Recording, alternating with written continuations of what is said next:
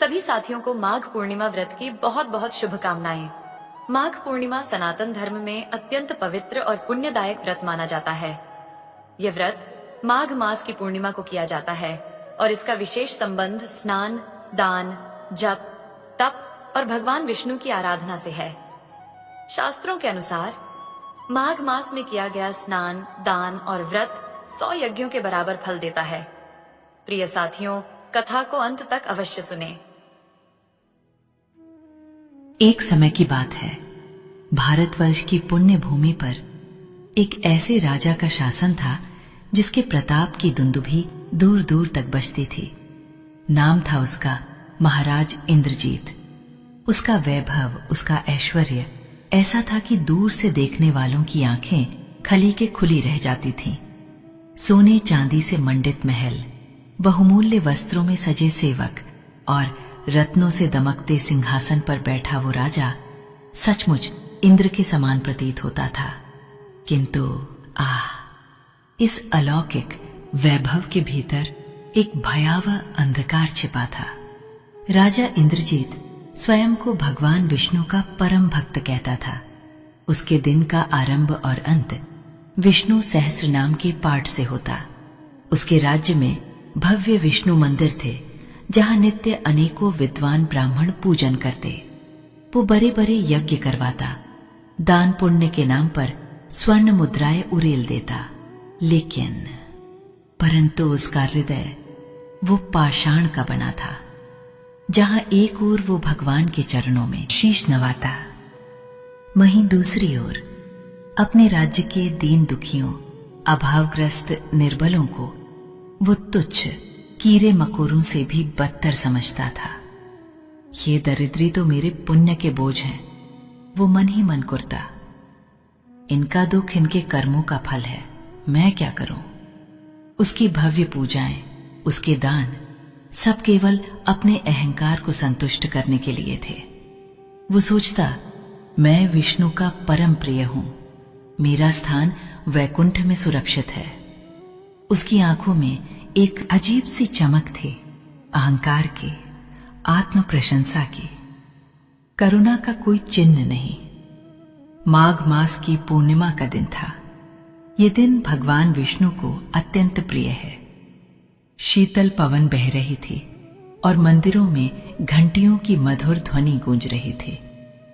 महाराज इंद्रजीत ने आज एक विशाल यज्ञ का आयोजन किया था। पूरा राजमहल चंदन और धूप की सुगंध से महक रहा था। राजा स्वयं रेशमी पीतांबर धारण किए, मस्तक पर चंदन तिलक लगाए पूर्ण श्रद्धा से यज्ञ में आहुतियां दे रहा था। उसके चेहरे पर गर्व का भाव स्पष्ट था। आज भगवान मुझ पर अवश्य प्रसन्न होंगे। आज मेरी भक्ति की पराकाष्ठा है। यज्ञ समाप्त हुआ। ब्राह्मणों को भोजन कराया गया, स्वर्ण मुद्राएं दी गईं। अब राजा राजसी वस्त्रों में अपने भव्य सिंहासन पर बैठा अपनी प्रशंसा सुनने के लिए उत्सुक था। मंत्रीगण, दरबारी सभी उसकी भक्ति और उदारता की झूठी स्तुति करने लगे। महाराज, आप जैसा भक्त इस पृथ्वी पर दूसरा नहीं। साक्षात श्रीहरि आप पर कृपा बरसाते हैं। तभी द्वारपालों ने आकर सूचना दी, महाराज, एक वृद्ध भिक्षुक द्वार पर खड़ा है।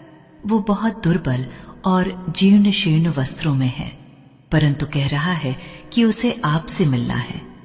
वो कहता है कि वो विष्णु का भक्त है और पूर्णिमा के पावन अवसर पर आपसे भिक्षा चाहता है। राजा इंद्रजीत के माथे पर बल पड़ गए। भिक्षुक यहां इस पवित्र दिवस पर मेरी भव्यता को भंग करने के लिए? उसकी आंखों में घृणा तैर गई। इसे अंदर लाओ, देखते हैं कौन है ये धूर्त। भिक्षुक को भीतर लाया गया। वो सचमुच अत्यंत वृद्ध था। उसके केश श्वेत थे और मुख पर गहरी झुर्रियां थीं। शरीर इतना दुर्बल कि हड्डियां साफ दिख रही थीं। उसके वस्त्र फटे हुए थे और पैरों में कांटे चुभे होने के निशान थे। उसकी आंखें, उन आंखों में एक अथाह पीड़ा थी, परंतु उसके भीतर कहीं एक अलौकिक चमक भी छिपी थी, जिसे राजा अपनी अहंकार भरी दृष्टि से देख न सका। भिक्षुक ने हाथ जोर कर कहा, महाराज, धर्मराज, मैं बहुत दूर से आया हूं, कई दिनों से भूखा हूं। माघ पूर्णिमा का दिन है। मैंने सुना है कि आप विष्णु के परम भक्त हैं और इस दिन कोई भी आपके द्वार से भूखा नहीं जाता। कृपया कृपया मुझे कुछ अन्न दे दीजिए, मेरे प्राण संकट में हैं। राजा इंद्रजीत ने उसे ऊपर से नीचे तक देखा। उसकी नाक सिकुड़ गई। अन्न? तुम जैसे दरिद्री को मैं अन्न दूं? मेरे इस पवित्र यज्ञ के बाद मेरी आंखों के सामने तुम जैसे मैले कुचैले प्राणी खड़े हो जाओगे? तुम्हें शर्म नहीं आती? भिक्षुक ने विनम्रता से कहा, महाराज, मेरा शरीर जीर्ण है, पर मेरी आत्मा में श्री हरि का वास है। आप भी तो विष्णु के भक्त हैं। चुप करो, राजा गर्जा। तुम जैसे पाखंडी अपनी गरीबी छिपाने के लिए भगवान का नाम लेते हो। तुम्हें तो भीख भी नहीं देनी चाहिए। जाओ यहां से, मेरे द्वार से दूर हो जाओ। तुम्हारी ये बदबू मेरे पवित्र महल को अपवित्र कर रही है। राजा ने अपने सेवकों को आदेश दिया, धक्के मारकर निकालो इसे, एक पल भी यहां ना रहे। भिक्षुक की आंखों से अश्रु बह निकले। उसने राजा को एक पल देखा। उसकी आंखों में एक अजीब सी चमक आई और वो बिना कुछ कहे धीमी गति से द्वार से बाहर चला गया। उसके हर कदम में जैसे एक गहरा आघात छिपा था। राजा ने गर्व से सीना ताना। ऐसे निकम्मे लोगों का यही हश्र होना चाहिए। वो रात, ओह वो रात, माघ पूर्णिमा की वो चांदनी रात जो आमतौर पर सुख और शांति लेकर आती है, महाराज इंद्रजीत के जीवन में प्रलय का संदेश लेकर आई। राजा अपने कक्ष में सो रहा था, संतोष और गर्व से भरा हुआ। उसे क्या पता था कि उसकी आंखों से निकला एक आंसू, एक निर्बल की आह, आज नियति का चक्र घुमा चुकी थी। आधी रात के करीब एक भयंकर गर्जना हुई। महल के चारों ओर अचानक आग लग गई। लपटें इतनी तेजी से फैलने लगी कि किसी को संभलने का मौका ही नहीं मिला। चारों ओर चीख पुकार मच गई। राजा हड़बड़ा कर उठा। उसने देखा उसका भव्य महल जल रहा था। उसके रत्न जरित वस्त्र, उसके सोने चांदी के पात्र, उसकी चित्रशालाएं, सब कुछ राख में बदल रहा था। ये क्या हो रहा है? राजा चीखा, सेवकों, पानी, आग बुझाओ। पर उसके सेवक जो कल तक उसकी सेवा में लगे थे, आज जान बचाने के लिए भाग रहे थे। उसकी अपनी सेना जो पड़ोसी राज्यों को कंपा देती थी, आज आग के सामने बेबस थी। इससे पहले कि वो कुछ समझ पाता, एक और भयावह समाचार आया। पड़ोसी राज्य जिससे उसकी पुरानी शत्रुता थी, ने इसी मौके का फायदा उठाकर आक्रमण कर दिया था। उसकी सेना तितर बितर हो गई और राज्य के खजाने को लूट लिया गया। एक के बाद एक आघात। उसका सिंहासन छीन लिया गया, उसकी रानियों को बंदी बना लिया गया, उसके पुत्रों को मार दिया गया। सुबह होते होते महाराज इंद्रजीत, जो कल तक एक शक्तिशाली राजा था, आज एक बेघर बेसहारा भिखारी बन चुका था। उसके शरीर पर सिर्फ फटे पुराने कपड़े थे, राख से सना हुआ चेहरा और आंखों में अविश्वास। उसका सब कुछ खो गया था। महल से बाहर निकलते ही उसने देखा, जहां कल तक उसका वैभव फैला था, वहां आज केवल धुआं उठ रहा था और राख के ढेर थे।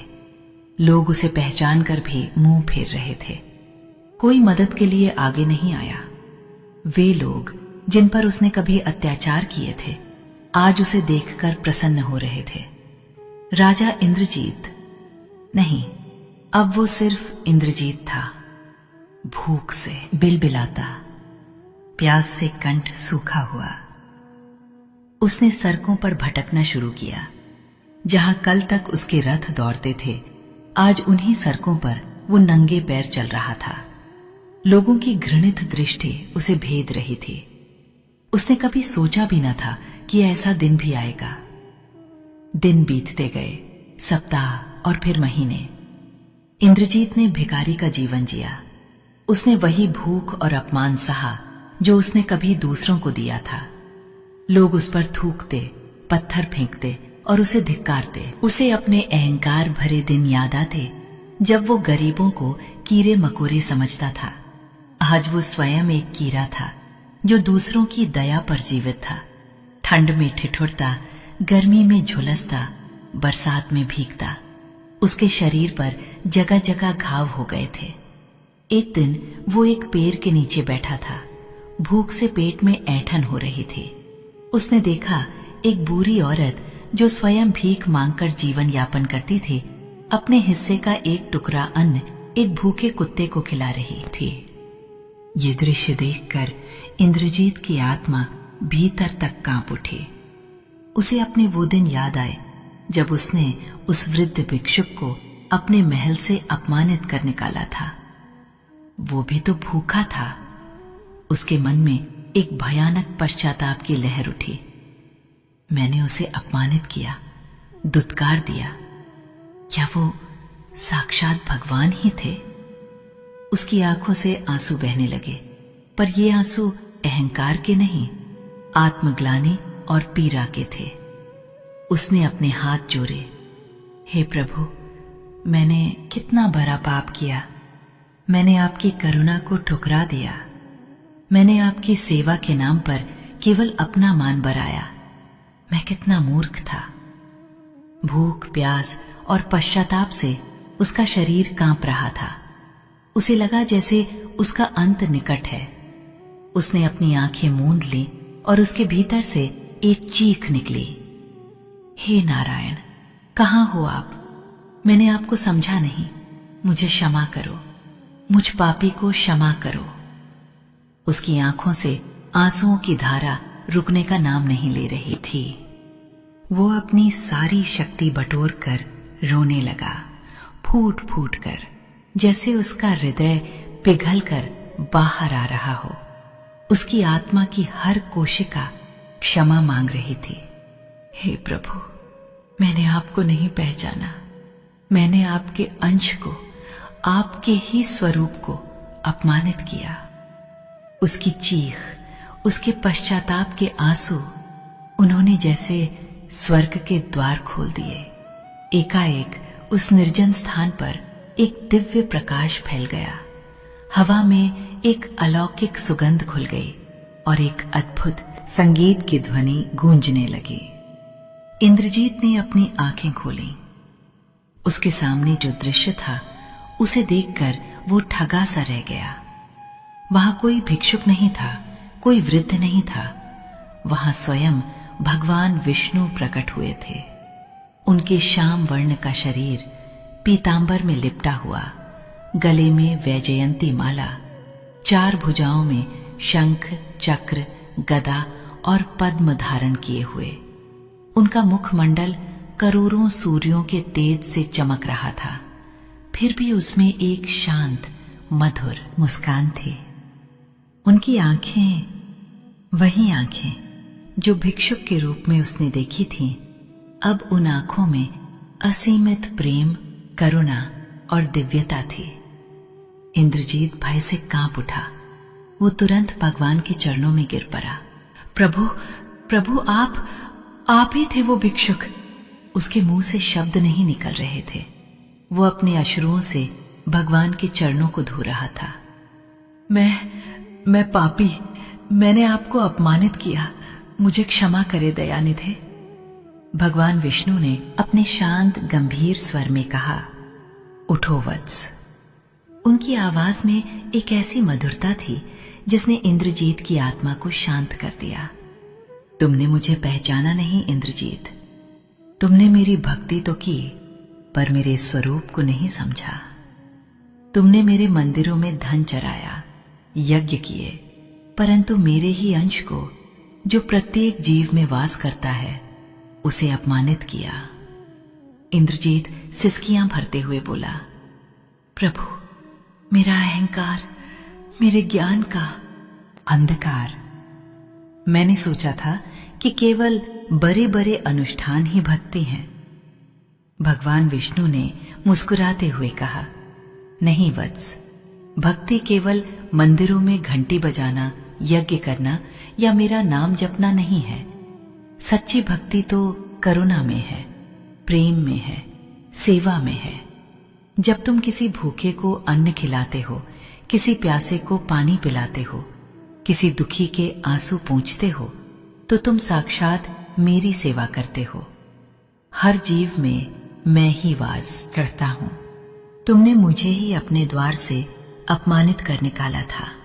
उनकी आंखों में गहरा भाव था। उन्होंने धीरे से कहा, भक्ति बिना करुणा के अधूरी है। जो भक्ति मनुष्य को अहंकारी बनाए, जो उसे दूसरों से श्रेष्ठ समझे, वो भक्ति नहीं, केवल दिखावा है। तुमने अपनी कठोरता और अहंकार से अपना सब कुछ खो दिया। ये मेरा ही विधान था, ताकि तुम जीवन का सच्चा पाठ सीख सको। इंद्रजीत का हृदय जैसे पिघल गया। उसे अपनी सारी गलतियां स्पष्ट दिखाई देने लगीं। प्रभु, मैंने समझ लिया, मैंने जान लिया, मुझे क्षमा करें। मुझे बस एक अवसर दीजिए। मैं अपने शेष जीवन में आपकी सच्ची भक्ति करूंगा। भगवान विष्णु ने अपना हाथ उठाकर उसे आशीर्वाद दिया। तुम्हारी तपस्या पूर्ण हुई इंद्रजीत। तुमने अपने अहंकार का त्याग किया और अब तुम्हारा हृदय करुणा से भर गया है। जाओ, अब तुम संसार में मेरी सच्ची भक्ति का प्रचार करो। उसी क्षण भगवान अदृश्य हो गए। इंद्रजीत अब अकेला था, पर अब वो अकेला नहीं था। उसका मन शांत था। हृदय में करुणा का सागर उमड़ रहा था। उसे अपना राज्य, अपना वैभव वापस नहीं चाहिए था। उसे अब केवल सेवा करनी थी। उस दिन से इंद्रजीत ने अपना शेष जीवन दीन दुखियों की सेवा में समर्पित कर दिया। वो अपनी पहचान छिपाकर उन लोगों की मदद करता जिन्हें उसने कभी तुच्छ समझा था। वो भिक्षा मांगकर खाता और जो कुछ भी पाता उसे दूसरों के साथ बांटता। उसने अपनी आंखों से देखा कि सच्चा सुख, सच्ची शांति दूसरों की सेवा में है, उनके आंसू पोंछने में है। वो कभी राजा इंद्रजीत था, पर अब वो करुणा योगी के नाम से जाना जाता था। उसकी कथा पीढ़ियों तक सुनाई गई, ये बताने के लिए कि सच्ची भक्ति बाहरी आडंबरों में नहीं, बल्कि हृदय की पवित्रता, करुणा और प्रत्येक प्राणी के प्रति प्रेम में निवास करती है। अहंकार का पतन अवश्यंभावी है, परंतु करुणा से जन्मी भक्ति अमर होती है। प्रिय साथियों, इस वीडियो में माघ पूर्णिमा की पावन व्रत कथा यहीं पर समापन होती है। हम कामना करते हैं कि भगवान श्री हरि की कृपा आप सभी पर बनी रहे। जय श्री हरि। जय हो जगत के पालनहार।